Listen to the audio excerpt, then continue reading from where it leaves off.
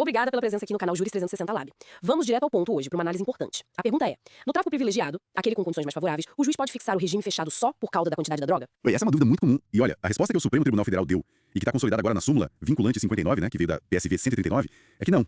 Assim, a quantidade da droga sozinha, isolada, não basta para mandar para o regime fechado se as outras condições para o chamado privilégio estiverem lá, presentes. Certo, então não é um fator que decide tudo sozinho. E quais são essas condições, então? O que precisa estar presente para afastar o regime fechado? O que o STF definiu exatamente? O enunciado da súmula 59 é bem claro, ele diz assim: é impositiva a fixação do regime aberto e a substituição da pena privativa de liberdade por restritiva de direitos, quando reconhecida a figura do tráfico privilegiado, aquele do parágrafo 4º do artigo 33 da Lei de Drogas, e ausentes vetores negativos na primeira fase da dosimetria, lá do artigo 59 do Código Penal, observados os requisitos do artigo 33, segundo C, e do artigo 44, ambos do Código Penal. Basicamente é isso. Entendi.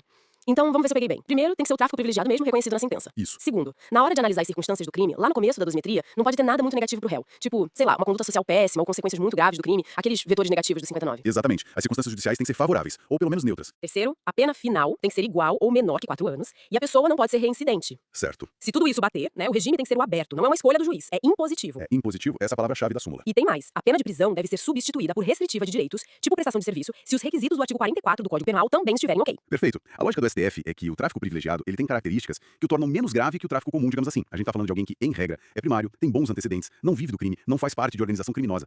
Então, essa conduta, apesar de ser crime, claro, não tem aquela gravidade toda do tráfico profissional, sabe? E segundo o STF, não se encaixa na ideia de crime hediondo.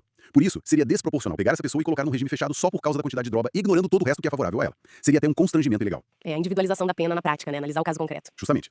Individualização e proporcionalidade. Mas você mencionou a reincidência. Tem um detalhe aí que às vezes confunde, né? A questão da reincidência geral versus a específica. Como funciona isso pro regime e pra substituição? Ah, sim. Esse ponto é importante. Veja bem, a reincidência genérica, ou seja, a pessoa já ter sido condenada por qualquer outro crime antes, com sentença definitiva, isso impede que o regime inicial seja obrigatoriamente o aberto. O juiz ainda pode fixar o aberto, mas não é mais uma obrigação, por causa da regra lá do artigo 33 do Código Penal. Ok, a reincidência geral afeta a obrigatoriedade do regime aberto. Isso. Agora, para substituição da pena de prisão por restritiva de direitos, a coisa muda um pouco. O que impede essa troca é a reincidência específica. Específica, ou seja, ter uma condenação anterior definitiva pelo mesmo tipo de crime, no caso, tráfico de drogas. Isso tá lá no artigo 44 do Código Penal. Ah, entendi. Então, se a pessoa foi condenada antes por um furto, por exemplo, isso pode impedir a obrigatoriedade do regime aberto? Mas não impede por si só a substituição da pena por restritiva de direitos no caso do tráfico privilegiado. Exatamente essa a diferença. É um detalhe técnico, mas faz toda a diferença na prática. Com certeza. E o objetivo maior dessa súmula vinculante, além de esclarecer esse ponto da quantidade da droga, foi o quê? Dá mais segurança jurídica. Sem dúvida. O principal papel de uma súmula vinculante é uniformizar o entendimento em todo o país, né? Então, para resumir a mensagem principal, se for tráfico privilegiado, se as circunstâncias forem favoráveis e a pena permitir, a regra é regime aberto e substituição da pena. A quantidade sozinha não pode piorar a situação do réu automaticamente. Exato. É um direito do réu nessas condições, não uma faculdade do juiz baseada só na quantidade. E isso, claro, abre uma porta pra gente pensar, né?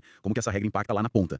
Principalmente para esses casos de pequenos traficantes, que às vezes são usuários também, ou dificulta o combate ao tráfico. É uma reflexão válida. Uma reflexão muito pertinente mesmo. Bom, esse julgado super importante, a súmula vinculante 59, que nasceu da proposta de súmula vinculante 139, tá bem detalhado lá no informativo 1113 do STF, pra quem quiser mergulhar mais fundo. Gostou dessa análise rápida? Tem muito mais conteúdo como este aqui no canal Juris 360 Lab. Então se inscreve, deixa o seu like pra gente. Muito obrigada pela presença e até a próxima.